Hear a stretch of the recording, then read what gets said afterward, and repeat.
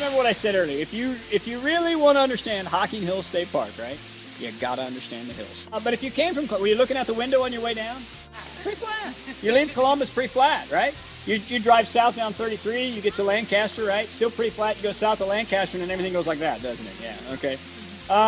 And in order to understand that, we do have to go back a few years, right? Back before the Ice Age, right? Back before the dinosaurs, to a time when, well, not just Ohio, the entire East Coast was very different. Yeah, we were under an ocean, guys.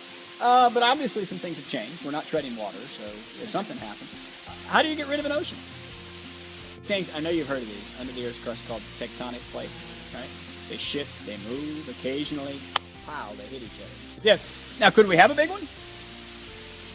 You know what, the last really big one was back in 1811, but it rocked the entire East Coast, from Michigan to Florida. Epicenter was around St. Louis.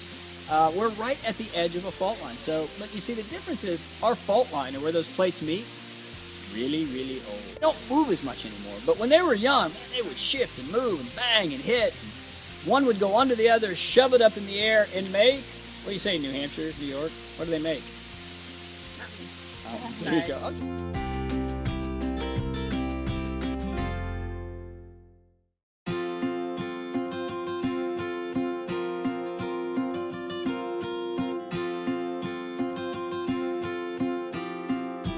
Realize is the mountains that we consider nice, gentle mountains, right? I mean, when you compare them to, say, the Rockies or the Himalayas.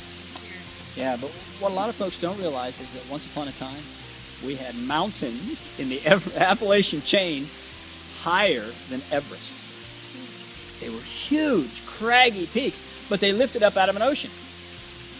As they got that high, could the ocean stay?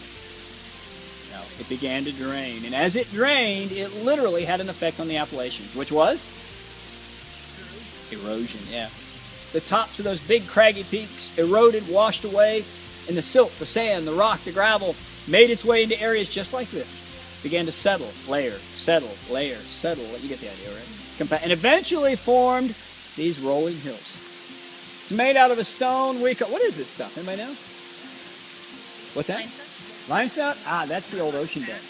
That's the flat part of Ohio. Yeah, that's, if you dig far enough here, you'll hit limestone. It's made out of sand, rock, and gravel. It's a relatively soft rock. I mean, don't get me wrong. If you fall off and hit it's still rock, okay?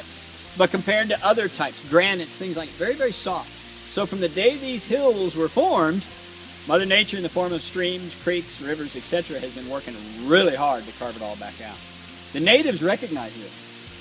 It was such a unique area because once you get into the true Appalachians, the stone changes. It's only here on the very edge that you get this wonderful effect that we have here. And to them it was very special. They began to call it the Hocking, shortened down to Hocking. And the hills are self-evident, right? So Hocking Hills State Park. But to them, Hocking meant...